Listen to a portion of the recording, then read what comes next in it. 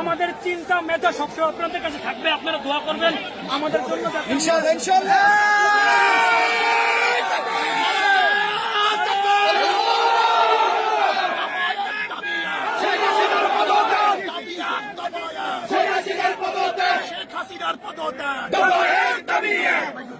শেখ হাসিনার ক্ষমতা কেড়ে নিবে জনতা।